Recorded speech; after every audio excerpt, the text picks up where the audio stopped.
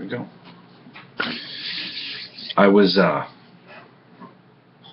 just going over my luck this year in fantasy football.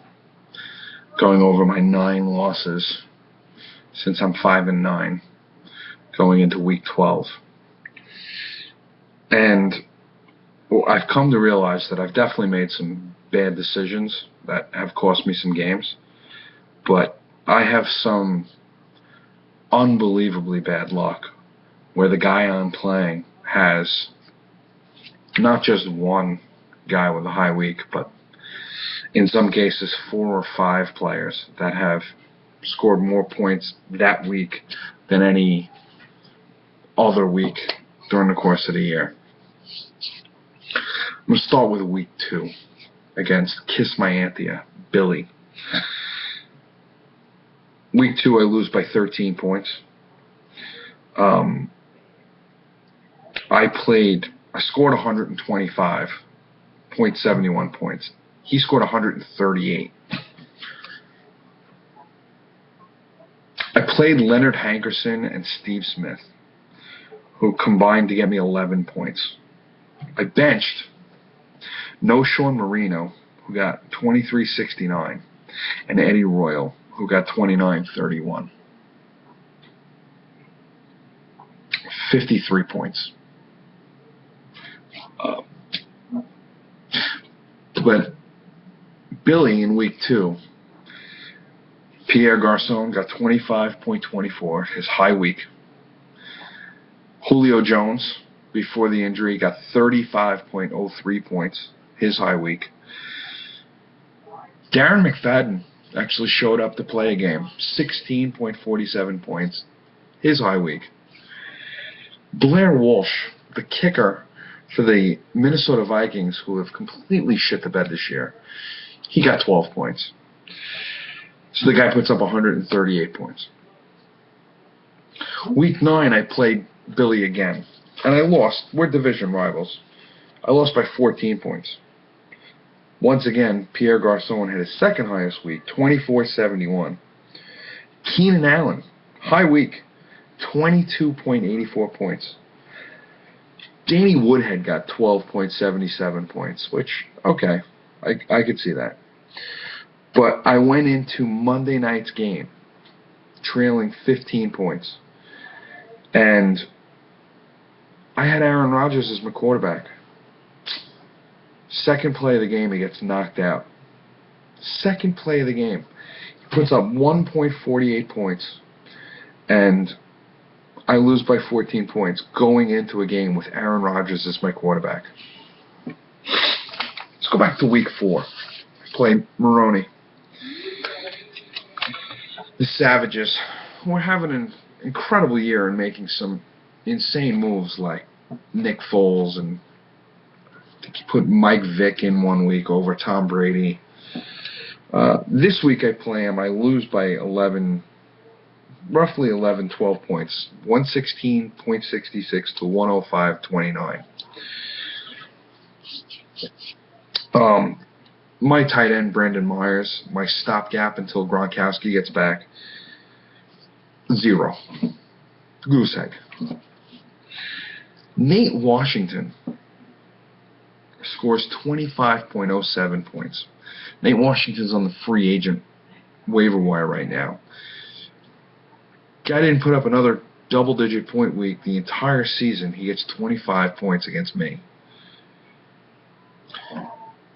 The same weekend, again, another reoccurring theme is my karma for hurting my cousin Jason's team. Jason's in the hospital in week 4. And he picked up a kicker his kicker was on a bye week. He picked up a kicker but didn't start him in time for Thursday night's game. So in order to get a kicker into the lineup, I have to drop one of his 2 defenses. I decide to keep the Rams defense on his team and drop the Kansas City Chiefs. Kansas City Chiefs defense. Top defense in the league. I decide, defense is a defense. Tommy picks him up in week 4, and they score 22.31 points. It wasn't their high, but, backfires. Week 5, I play Larry, my arch rival. I get shellacked, 146 to 89.54. I mean, I didn't do anything right. 89 points isn't going to win you a week. I sat CJ. Chris Johnson, my number 1 pick. Instead, I played Eddie Royal. CJ gets 15 points. Eddie Royal gets 1.59 points. 14-point swing. But again, high week, right? Tony Romo plays Denver that week. 58 points. Him and his 500-yard game, 5 touchdowns. Good for you for throwing a fucking pick out in the game, you stupid cowboy. I'm a Giant fan. Week 6, this one's on me. I'm playing the first place team, the guy who's leading the points, Mr. Nice Guy Anthony Haymack. I lose by 3 points, 108.37 to 105.79. Here's Marshawn Lynch, high week, first round pick, 28.82 points. Brandon Marshall, second round pick, 23.67 points. That stuff happens. I played the Texans defense against St. Louis, 0.61 points. I benched the Lions defense against Cleveland. They got 8.77 points. An 8-point differential, and I lost by 3 points. So that one's on me. Week 7, doubleheader week. I put up 126.22 points. It was an 8-point difference because I played Josh Gordon with his measly 2.76 points. Should have played Riley Cooper, 10.78 points, especially when Nick Foles was playing. But no, I play the 2-4, 2-5 Big Macs and the 0-7 Red Zone.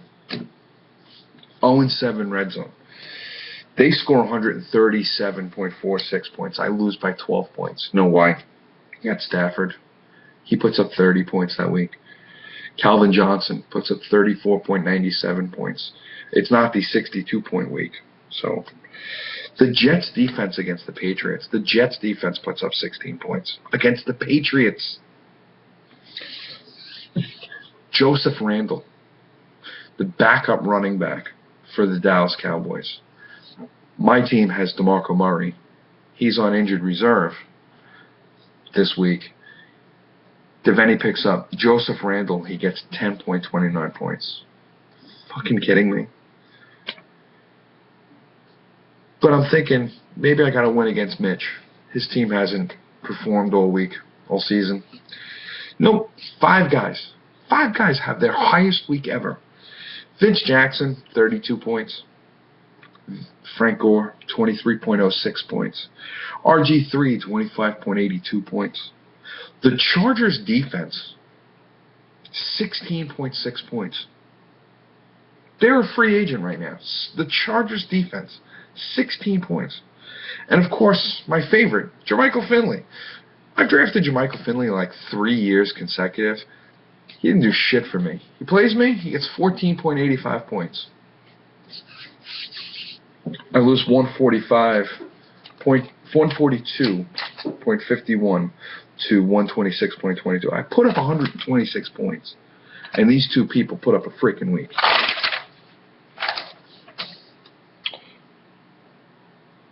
Week 11, I play Faz. We all kind of giggled at Faz. You know, when he didn't draft a quarterback. Go back to my cousin and helping him do his lineup while he's, not able to. He's got, Jason has Andrew Luck and Ben Roethlisberger. I tell him, you don't need Ben Roethlisberger after Andrew Luck's bye week. You should let him go and cut him. Faz picks him up. He gets 35.25 points for him last week. Faz picks up Delaney Walker, a fullback from the 49ers who's turned into Antonio Gates on the Titans, at least the week I play him. He gets 8